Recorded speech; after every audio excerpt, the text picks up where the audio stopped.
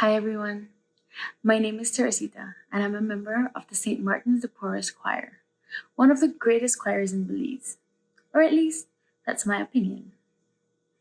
Today as we continue along our synodal journey, our reflection is going to focus on just that, people and their opinions.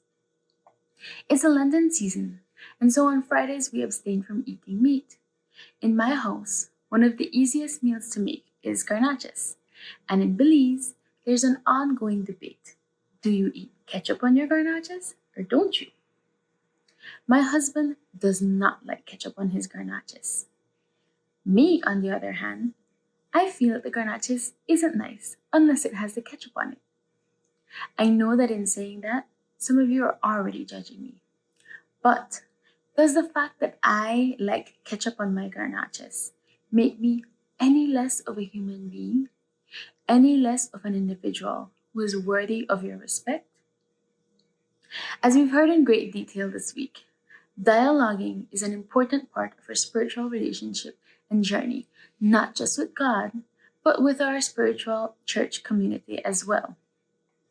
As we continue to chart our way forward as a church and we continue to dialogue, there will be moments when we have disagreements and opinions. However, it's important that we remember that a person's opinion is not a reflection of who they are in their entirety. When it comes to various topics in life, people have varying opinions and beliefs, and these may be because of different reasons. Perhaps it's how they were raised at home, how they were brought up, or maybe your opinions are based on life experiences that we've had. A person's opinion on a subject matter does not define who you are.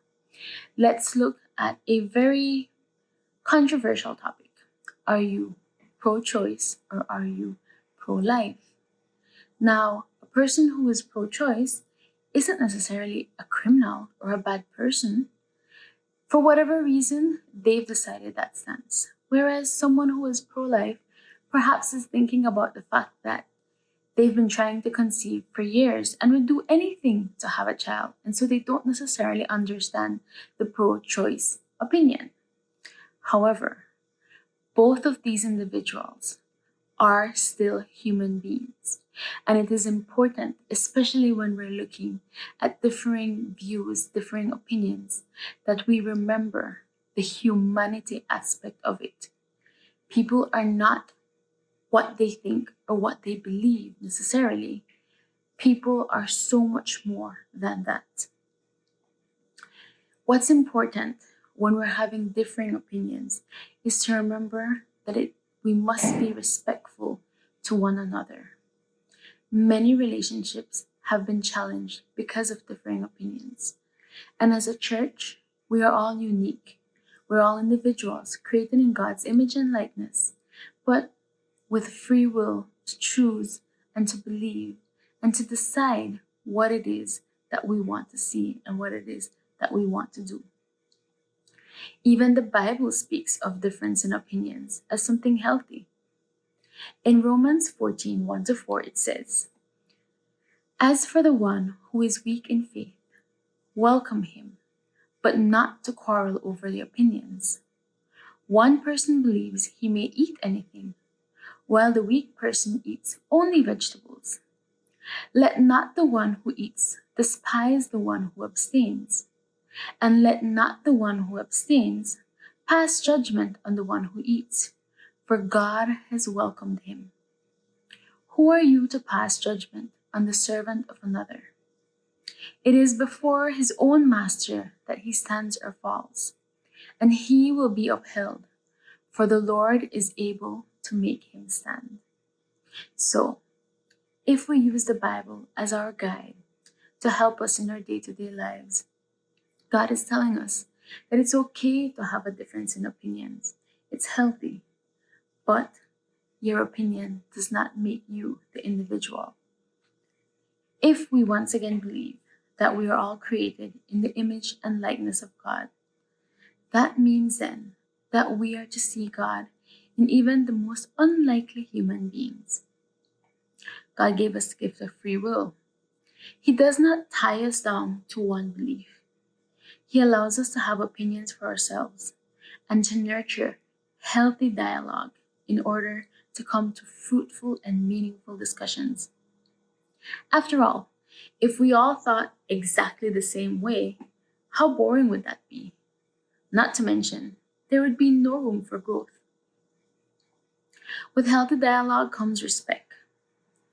Social justice teaches us of the fundamental right of human dignity for each and every child of God.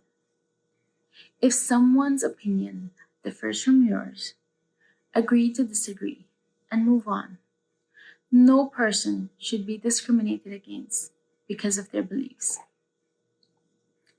When we merge others' beliefs and opinions, we fail to recognize the common thread of our humanity.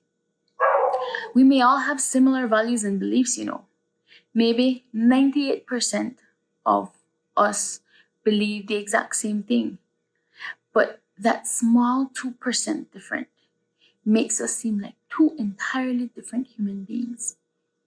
The person is no longer a loving human being with a job or a family or a love of God. When we intertwine people with their opinions and beliefs, they become synonymous with the opinion with which we disagree, and we lose sight of the humanity of them outside of that belief. Isn't that how labels are created? When we take one person's opinion and then make that the person holy? God created us in his image and likeness, but he made us all different so that we can enrich the world with our uniqueness. I am not the sum of my opinions, and neither are you. Let's keep our shared humanity at the forefront of our dialogues. Separate the person from the issue. Remove yourself from the situation and see your brother or sister who is speaking to you. People are not their opinions, and the sooner we acknowledge and recognize this, the healthier and more fruitful our dialogue becomes.